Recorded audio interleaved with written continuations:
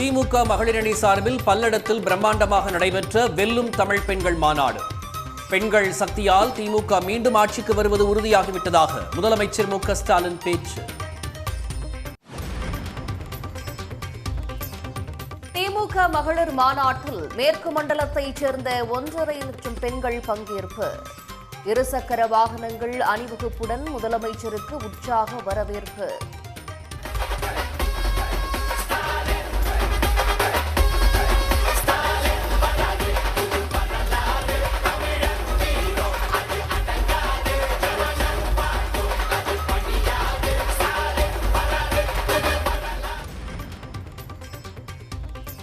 சட்டமன்ற தேர்தலில் அதிமுக தனிப்பெரும்பான்மையுடன் வெற்றி பெறும் என எடப்பாடி பழனிசாமி உறுதி. 210 தொகுதிகளில் வெற்றி பெறுவோம் என்றும் நம்பிக்கை.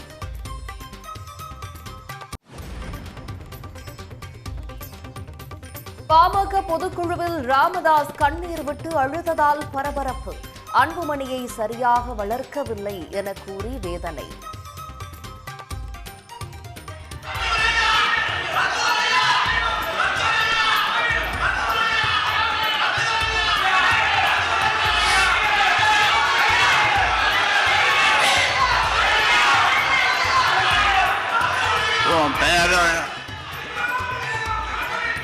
ஒரு பையன் ஒரு பதிவு போடுறான், கழுத்தில் துணி போட்டு எரிக்க கொள்ளணும்னு ஒரு பதிவு போடுறான்.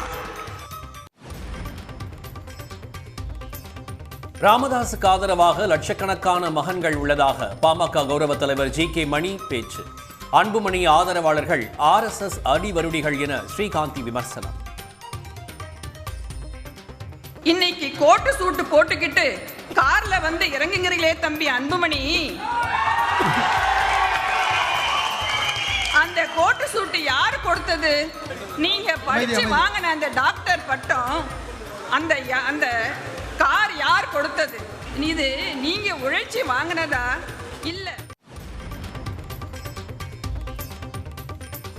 சேலம் பொதுக்குழு அபத்தம், கேலிக்கூத்து, காமெடி என வழக்கறிஞர் பாலு காட்டமான விமர்சனம். ராமதாஸை சிலர் தவறாக வழிநடத்துகின்றனர் என்றும் குற்றச்சாட்டு.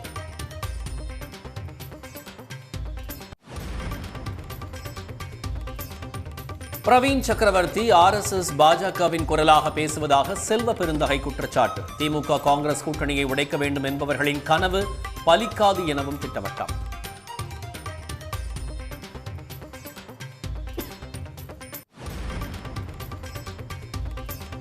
அதிமுக களத்தில் இல்லை என்பது முட்டாள்தனத்திலும் முட்டாள்தனம். விஜய் நாவை அடக்கி பேச வேண்டும் என முன்னாள் அமைச்சர் செல்லூர் ராஜு பதிலடி.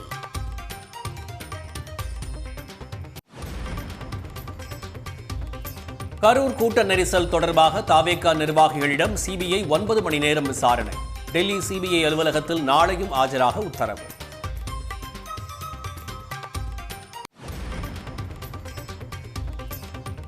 தங்கம் விலை சவரனுக்கு 640 ரூபாய் குறைந்து 1,04,160 ரூபாய்க்கு விற்பனை. வெள்ளி விலை கிராமுக்கு 4 ரூபாய் குறைந்து 281 ரூபாய்க்கு விற்பனை.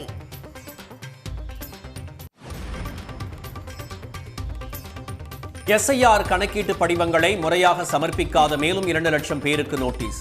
2 நாள் சிறப்பு முகாமில் 7 லட்சம் பேர் பெயர் சேர்க்க விண்ணப்பம்.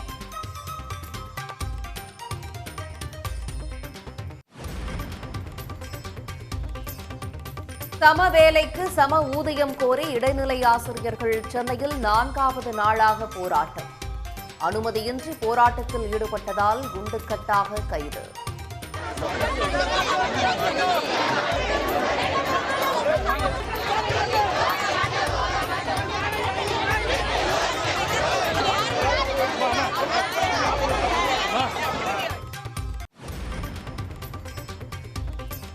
கோயிலில் சிறப்பு மரியாதையை உரிமையாக கோர முடியாது என சென்னை உயர்நீதிமன்றம் திட்டவட்டம். சிறப்பு மரியாதை கோரிய ஸ்ரீரங்கம் ஸ்ரீமத் ஆண்டவன் ஆசிரம கோரிக்கை நிராகரிப்பு.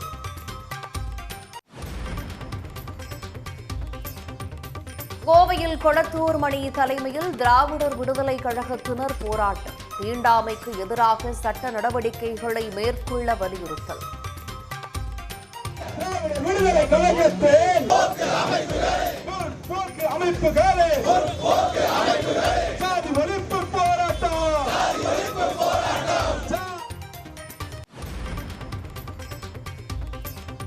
திண்டுக்கல்லில் பிரபல நகைக்கடையில் 1,40,00,000 ரூபாய் மதிப்பிலான நகைகள் திருட்டு. ஊழியர்கள் 7 பேர் மீது வழக்கு பதிவு செய்த போலீசார் 3 கைது செய்து நடவடிக்கை.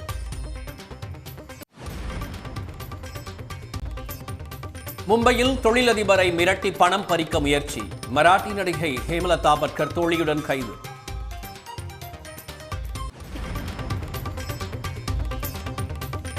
உன்னாவ் பாலியல் வழக்கு குற்றவாளி குல்தீப் செங்கரின் ஜாமீனுக்கு தடை விதித்தது உச்சநீதிமன்றம். தலைமை நீதிபதி சூரியகாந்த் தலைமையிலான அமர்வு உத்தரவு.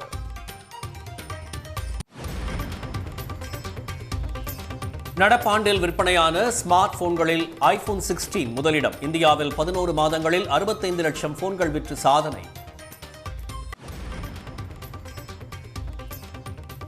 மியான்மருக்கு எதிரான T20 கிரிக்கெட் போட்டியில் 8 விக்கெட் வீழ்த்திய பூட்டான் வீரர். ஒரு T20 போட்டியில் அதிக விக்கெட் வீழ்த்தியவர் என்ற சாதனையை படைத்தார். சேலத்தில் நடைபெற்ற பாமக செயற்குழு மற்றும் பொதுக்குழு கூட்டத்தில் கட்சியின் தலைவராக ராமதாஸை தேர்வு செய்து தீர்மானம் நிறைவேற்றப்பட்டது. கூட்டணி தொடர்பாக முடிவெடுக்கவும் வேட்பாளர்களை தேர்வு செய்யவும் ராமதாஸுக்கு அதிகாரம் அளிக்கப்பட்டுள்ளது. பாமகவில் தந்தை மகன் இடையே மோதல் போக்கு நீடித்து வரும் நிலையில் சேலத்தில் பாமக நிறுவனர் ராமதாஸ் தலைமையில் செயற்குழு மற்றும் பொதுக்குழு கூட்டம் நடைபெற்றது. இந்த கூட்டத்தில் பாமக தலைவராக ராமதாஸை தேர்வு செய்து ஒருமனதாக தீர்மானம் நிறைவேற்றப்பட்டது. அன்புமணியின் பதவிக்காலம் மே 29ஆம் தேதியோடு முடிவடைந்து விட்டதாகவும் தீர்மானத்தில் குறிப்பிடப்பட்டுள்ளது.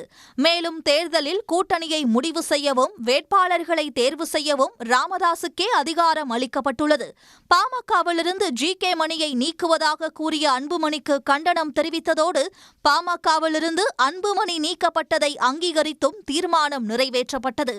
பசுமை தாயகத்தின் தலைவர் பதவியிலிருந்து சௌமியா அன்புமணி நீக்கப்பட்டு அவருக்கு பதிலாக ராமதாஸின் மூத்த மகள் ஸ்ரீகாந்தி புதிய தலைவராக நியமனம் செய்யப்பட்டு பாமக செயற்குழுவில் தீர்மானம் நிறைவேற்றப்பட்டது. செயல் தலைவராக ஸ்ரீகாந்தி, பொது செயலாளராக முரளி சங்கர், கௌரவ தலைவராக G.K. மணி, பொருளாளராக சையது மன்சூர் உசேன் ஆகியோரை தேர்வு செய்வது, சாதிவாரி கணக்கெடுப்பு நடத்த வேண்டும், வன்னியர்களுக்கு தனி இடஒதுக்கீடு வழங்க வேண்டும் என்பது உள்ளிட்ட 27 தீர்மானங்கள் நிறைவேற்றப்பட்டன.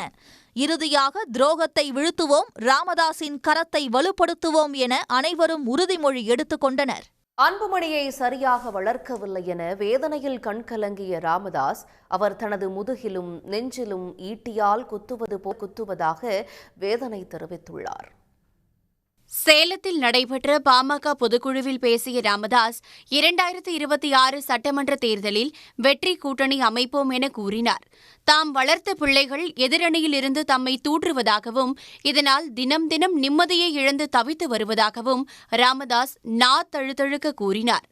அன்புமணியை சரியாக வளர்க்கவில்லை என தனது தாய் கனவில் வந்து கூறியதாக கண்கலங்கிய ராமதாஸ், சரியாக வளர்த்திருந்தால் தற்போது முதுகிலும் நெஞ்சிலும் ஈட்டியால் குத்துவது போல குத்தியிருக்க மாட்டார் என வேதனையுடன் தெரிவித்தார்.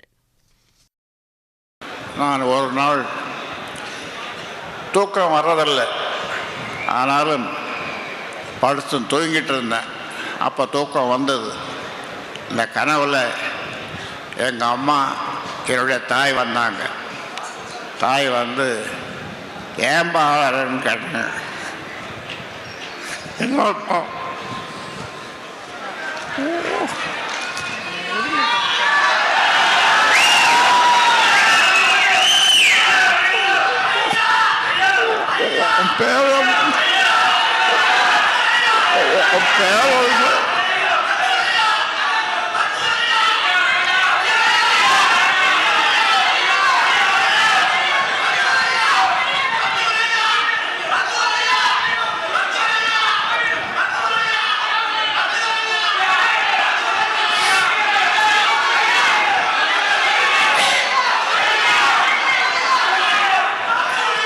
பேரம் ஒரு பையன் ஒரு பதிவு போடுறான், கழுத்தில் துணி போட்டு இறுக்கி கொள்ளணும்னு ஒரு பதிவு போடுறான். அந்த பதிவு போட்டவனை கூப்பிட்டு அவனுக்கு பொறுப்பு கொடுக்குறாரு. அப்போ என் தாய் சொல்லிச்சு, அதுக்கு நான் என்னப்பா பண்ண முடியும், நீ அப்படி வளர்த்துருக்கிற அந்த பிள்ளைய அப்படின்னு. ஒரு தகப்பன் தன் பிள்ளைக்கு என்ன செய்வாரோ அதைவிட அதிகமாக அன்புமணிக்கு செய்திருப்பதாக கூறிய ராமதாஸ், ஆனாலும் தன்னை கேவலமாக தூற்றி வருவதாக குமுறல்களை கொட்டி தீர்த்தார். அவனுக்கு ஒரு தகப்பன் உலகத்தில் தன் பிள்ளைக்கு என்ன செய்வானோ அதை விட அதிகமாக நான் அவனுக்கு செய்திருக்கிறேன். என்ன குறை வைத்தேன்? அவர் ஒரு குறையும் வைக்கவில்லை. ஆனாலும் அவன் நான் எப்பொழுது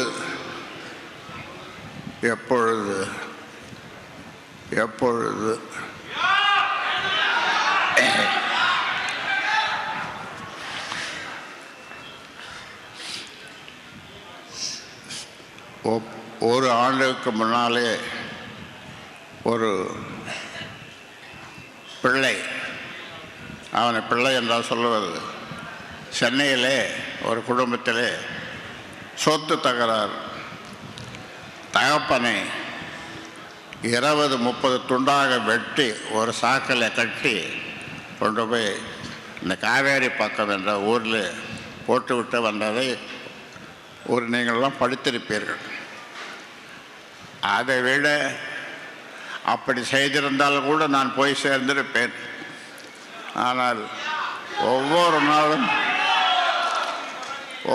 நாளும் இந்த சில்லறை பசங்களை வச்சுட்டு எல்லாம் நான் வளர்த்ததான், அதுவும் என் தப்பு தான், வச்சு என்ன அவமானப்படுத்தலாம். 30 ஆண்டு காலம் கட்சிக்காக உழைத்த ஜி.கே. மணியை தரக்குறைவாக பேசுவதாகவும் தற்போது தன்னையும் நேரடியாக தாக்க ஆரம்பித்திருப்பதாகவும் ராமதாஸ் கூறினார். 95% பாமகவினர் தனது பக்கமே இருப்பதாக கூறிய அவர், கோடிக்கணக்கில் செலவு செய்து கூட்டத்தை கூட்டி அன்புமணி பம்மாத்து வேலை செய்வதாக சாடினார். எந்த பதவிக்கும் ஆசைப்படாத, இதுவரை நான் ஆசைப்பட்டிருந்தால் எல்லா பதவிகளையும் நான் அடைந்திருப்பேன். இந்திய அளவில் எல்லா பதவியையும் நான் பெற்றிருப்பேன். ஆனால் நான் செய்த அந்த சத்தியம், அதை இன்று வரை காப்பாற்றுகிறேன். அந்த சத்தியத்தினாலே தானே நீ அமைச்சரானாய், இப்போ ராஜ்யசபா மெம்பரான. இல்லை, உனக்கு என்ன குறை வைத்தேன்? எவ்வளவு கஷ்டப்பட்டு உன்னை இங்கே மான்ஃபோர்ட்டில் படிக்க வச்சேன், எம்எம்சியில் படிக்க வச்சு டாக்டர் ஆக்கினேன். அதன் பிறகு உன்னை 35-36 வயசுலேயே உன்னை மத்திய அமைச்சராக்கினேன். அதன் பிறகு ராஜ்யசபா மெம்பர். எல்லாம் எனக்கு என்னென்ன செய்யணுமோ ஒரு தகப்பன் அதையெல்லாம் செய்தேன் நான். ஆனால் இப்பொழுது நீ என்னை அவ்வளவு கேவலமாக எழுத சொல்லி, அதெல்லாம் நல்லா நான் வளர்த்த பசங்க தான் எல்லாம். அன்புமணியால் சில நேரங்களில் தூக்க மாத்திரை எடுத்துக்கொண்டாலும் தூக்கம் வருவதில்லை என்றும் அவர் வேதனை தெரிவித்தார். கூட்டணி தொடர்பாக ஒவ்வொரு மாவட்ட செயலாளரிடமும் கருத்து கேட்டு வருவதாகவும் விரைவில் வெற்றி கூட்டணி அமைப்போம் என்றும் ராமதாஸ் தெரிவித்தார். ராமதாஸுக்கு எதிராக சமூக வலைதளத்தில் பதிவு போட்டவருக்கு அன்புமணி பதவி கொடுத்ததாக கூறுவது கட்டுக்கதை என வழக்கறிஞர் பாலு தெரிவித்தார். சென்னையில் செய்தியாளர்களை சந்தித்தவர் அன்புமணி தரப்பினர் யாரும் இதுவரை ராமதாஸை அவமதித்ததில்லை என்றும் கூறினார். அவர் இயக்கப்படுகிறார், அவருக்கு ஒரு ஸ்கிரிப்ட் கொடுக்கப்படுது, அவரை சொல்கிறாங்க. அதாவது இதில் இன்னொரு உண்மையை சொல்லட்டுமா, அந்த கழுத்தை நெரிச்சாங்க அந்த மாதிரி வந்துருச்சு, பதவி கொடுத்தாங்கன்னா அதுவே உண்மை இல்லை. அப்படி ஒரு நிகழ்வே கிடையாது. ப்ரூவ் பண்ண சொல்லுங்கள். எப்படி ஒரு வீடியோ போட்டாங்க, யாரை போட்டாங்க, அவர் யார், அவர் என்ன கொடுத்தாங்க சொல்லுங்கள். கட்டுக்கதை. இன்னொரு உண்மையை சொல்லட்டுமா, என் மீது ஒரு பெரிய ஒரு விமர்சனம். நாங்கள்லாம் இப்போ இங்கே இருக்கிற அத்தனை பேருமே அடையாளப்படுத்தி, ஜெயராமன் இருக்கார், அருள் இருக்கார், இவங்கெல்லாம் மருத்துவரையாக தான் உருவாக்குனார். இன்றைக்கும் மருத்துவரையான்னு தான் சொல்கிறோம். அவரை என்றைக்கும் நாங்கள் தவறாக சொல்ல, அவருக்கு ஏதாவது தப்பு நடந்தாலும் நாங்கள் வருத்தப்படுறோம். ஆனால் நான் அவர் பேரை சொல்லிட்டேன், அவர் அவமதியாரையை பேசிட்டார் அப்படிங்கிற ஒரு தகவல் அவர்கிட்ட சொல்லி அதன் மூலமாக இன்றைக்கும் ஐயா வந்து குழந்தை மாதிரி நான் வளர்த்த பிள்ளைங்கள்லாம் என் பேரை சொல்லி திட்டுதுன்னு சொல்லிட்டு இருக்காரு. அவர்கிட்ட என்ன சொன்னாலும் அதை அப்படியே திருப்பி சொல்கிறார். அன்புமணிக்கு பதவி வேறி கண்களை மறைத்து விட்டதால் பெற்ற தகப்பன் கூட எதிரியாக தெரிவதாக பாமக நிறுவனர் ராமதாஸின் பேரன் சுகுந்தன் காட்டமாக விமர்சித்துள்ளார். கட்சியில் சேர்ந்த ஒரே வருடத்தில் அன்புமணி ஒன்றிய அமைச்சரானது எப்படி என்றும் அவர் சாடினார். பதவி வெறி கண்ட மறைச்சா பெத்த தகப்பன் கூட எதிரியா தான் தெரியுவான். அவமானம் பண்றதுக்கு கை கூசான். என் மாமாவுக்கு ஒரு கேள்வி, நம்ம ஒரு பிளாஷ்பேக் போவோமா? ஒரு சூப்பர் பிளாஷ்பேக் போவோம். நீங்க கட்சியில சேர்ந்தது 2004. அதே 2004 நீங்க இளைஞரணி தலைவர் ஆவறீங்க. அதே 2004 நீங்க ராஜ்யசபா எம்பி ஆவறீங்க. அதே 2004 நீங்க மத்திய அமைச்சர் ஆவறீங்க. அப்பா என்ன ஸ்பீடு இல்ல இது? நீங்க கட்சியில சேர்ந்து ஒரே வருஷத்துல மத்திய மந்திரி ஆகலாம். ஆனா என் தம்பி உழைச்சி வந்தா சொல்லுங்க பாப்போம், உங்களுக்கு வந்தா ரத்தம், மற்றவங்களுக்கு எல்லாம் வந்தா தக்காளி சட்னி. காட்டாட்சி நடக்கும் உத்தரப்பிரதேசத்தோடு எப்படி தமிழ்நாட்டை ஒப்பிட முடியும் என்று தமிழ்நாடு காங்கிரஸ் கமிட்டி தலைவர் செல்வ பெருந்தகை கேள்வி எழுப்பினார். சுய விளம்பரத்துக்காகவும் RSS பாஜகவின் குரலாக பிரவீன் சக்கரவர்த்தி பேசுவதாகவும் செல்வ பெருந்தகை குற்றம் சாட்டியுள்ளார். கடன் சுமையை 4.61% வைத்த அதிமுக கடன் சுமையோடு விட்டு சென்றது. கஜனாவில் பணம் இல்லை, சுரண்டி எடுத்துட்டு போயிட்டாங்க. ஆனால் இந்த 4.5 ஆண்டு ஆட்சி காலத்தில் 4.61 3% குறைத்தது யாரு? யோகி ஆதித்யநாத் ஊபியில் வந்து குறைச்சாரா? மோடி குறைச்சாரா? இல்லை இப்போ சொல்ற பிரவீன் சக்கரவர்த்தி குறைச்சிருக்காரு? அப்படி கிடையாது. உத்தரப்பிரதேசத்தில் என்ன ஆட்சி நடக்குதாங்க? காட்டு தர்பார் நடக்குதாங்க. கேள்வி கேட்க முடியுமாங்க? கேள்வி கேட்டால் சிறை, என்கவுண்டர், புல்டோசர் வரும் நேரா வீட்டுக்கு. அந்த ஆட்சியை போய் தமிழ்நாட்டை விட உயர்ந்த ஆட்சின்னு எப்படி சொல்ல முடியும்? கிராபிக்ஸ் போடுறாங்களே, கிராபிக்ஸ் தப்பு தானே. 4.6% கடனில் வச்ச அதிமுகவிலிருந்து 3% குறைச்சிருக்காங்களே. இதான மேன்மையான ஆட்சி? இதான மக்களுடைய ஆட்சி? ஏன் அதை சொல்ல மனம் இல்லை? 4 ஆண்டுகளாக திராவிட முன்னேற்ற கழகத்தோடு இன்னும் கூட்டணியில் தொடர்ந்து தானே இருக்கிறாங்க. இந்த 4.5 ஆண்டுகள் மட்டுமல்ல, சட்டமன்ற தேர்தலில் 4 தேர்தலில் வெற்றி கூட்டணியாக இருக்குது. காங்கிரஸ் பாரம்பரியத்தையும் காங்கிரஸ் வரலாறையும் தெரியாதவர்கள் இப்படி இந்த மறைமுகமான செய்திகளை தான் வளர்ந்து கொள்வதற்காக, தன்னுடைய புகழை வளர்த்துக் கொள்வதற்காக, விளம்பரத்தை வளர்த்துக் கொள்வதற்காக இப்படி பேசுவாங்க. இது முதலும் கடைசியாக சொல்லுகிறோம். காங்கிரஸை கருத்து அகில இந்திய காங்கிரஸ் கமிட்டி என்ன சொல்லுவது அதான் கருத்து. ஊடகங்களுக்கு என்னுடைய வேண்டுகோள், யாரோ போறாங்க வராங்க இதெல்லாம் சொல்றாங்கன்றது நீங்க பெரிதுபடுத்த வேண்டாம். இதெல்லாம் குழப்பத்தை ஏற்படுத்த முயற்சி. இது RSS பிஜேபியும் மறைமுகமாக ஊடுருவி வேலை பார்க்கிறார்கள். இதை ஒருபோதும் அனுமதிக்க மாட்டோம். இந்தியா கூட்டணி வலிமையாக இருக்கிறது, உறுதியாக இருக்கிறது. நான் புகார் அனுப்பியிருக்கேன். நான் எங்களுடைய அகில இந்திய காங்கிரஸ் கமிட்டி தலைவருக்கு என்ன நடந்துட்டு இருக்கு, தலைவர் ராகுல் காந்தி பெயரை யாரும் தவறாக பயன்படுத்தினால் தமிழ்நாடு காங்கிரஸ் கமிட்டி அனுமதிக்காது. 2026 தேர்தலில் களத்தில் இல்லாதவர்களை எப்படி பேச முடியும் என தவிக தலைவர் விஜய் தெரிவித்திருந்த நிலையில் அதிமுக களத்தில் இல்லை என்பது முட்டாள்தனத்திலும் முட்டாள்தனம் என்றும், விஜய் நாவை அடக்கி பேச வேண்டும் என்றும் முன்னாள் அமைச்சர் செல்லூர் ராஜு பதிலடி கொடுத்துள்ளார். எதிரிகள் யாருன்னு சொல்லிட்டு களத்துக்கு வந்திருக்கிறோம். அதனால அவங்கள மட்டும் தான் எதிர்ப்போம். அதுவும் அந்த எதிரிகள் யாரு இப்போ இங்க 2026 சட்டமன்ற தேர்தலில் களத்தில் இருக்கிறாங்களோ அவங்கள மட்டும் தான் எதிர்ப்போம். சும்மா களத்திலே இல்லாதவங்களையும், களத்துக்கும் அவங்களுக்கும் சம்பந்தமே இல்லாதவங்களையும் எதிர்க்கிற ஐடியாலாம் இல்ல பாஸ். நீங்க கேட்கிறீங்கன்றதுக்காகலாம் எதிர்த்துட்டு இருக்க முடியாது பாஸ். நாங்க களத்தில் இருக்கமா இல்லையான்றத மக்கள் தான் எஜமானர்கள். மக்கள் தீர்மானிக்க போகிறார்கள். இவர் விஜய்க்கெல்லாம் நான் பதில் சொல்ல வேண்டிய அவசியம் இல்லை.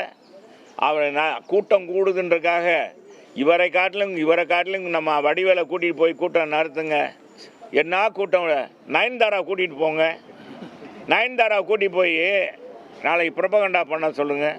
கூட்டம் கூடத்தான் செய்யும், எல்லோரும் பார்க்கத்தான் செய்வாங்க. நடிகர்னா கூட்டம் கூடும். டிஆர் வந்தாருங்க, அடுக்கு மொழியில் பேசினார். கூட்டத்தை பார்த்தா அவர் கட்சி ஆரம்பிச்சிட்டார். டக்குன்னு பாக்கியராஜ ஆரம்பித்தார், அண்ணன் சிவாஜி மறைந்த நடிகர் சிவாஜி கணேசன், கமலஹாசன் டிவியே உடைச்சாரப்பா. ஊழல் எதிர்த்து இந்த கட்சி தொடங்கியிருக்கு. ஒரு வர 6 அரசியல் மக்கள் நீதி மையம் எதிர்க்கும்னார், ஒரு சீட்டுக்காக போயிட்டாரே. இது மாதிரி தான் ஆகக்கூடாது விஜய் என்பதுதான் என்னுடையது. ஓவராக ரொம்ப கான்ஃபிடென்ஸை வச்சா ரொம்ப இதாகும். எங்கள் கட்சி களத்தில் இல்லைன்னு சொல்கிற அளவுக்கு அவனுக்கு என்ன தைரியம் வந்திருக்கு ஒருத்தனுக்குன்னா அதான் தவறு. நாவை அடக்கி பேசணும். பார்த்துங்க. அன்புமணிக்கு அனைத்து பதவிகளும் கிடைக்க ராமதாஸை காரணம் என கூறியுள்ள ஸ்ரீகாந்தி, தமது தந்தையிடம் கேள்வி எழுப்ப நீங்கள் யார் என சரமாரியாக கேள்வி எழுப்பினார். அன்புமணியை பொது அரங்கில் உரிமையில் பேசுவதை நிறுத்திக் கொள்ள வேண்டும் என ஸ்ரீகாந்திக்கு அன்புமணி தரப்பைச் சேர்ந்த வழக்கறிஞர் பாலு எச்சரிக்கை விடுத்திருக்கிறார். டேய், நீங்க யாருடா?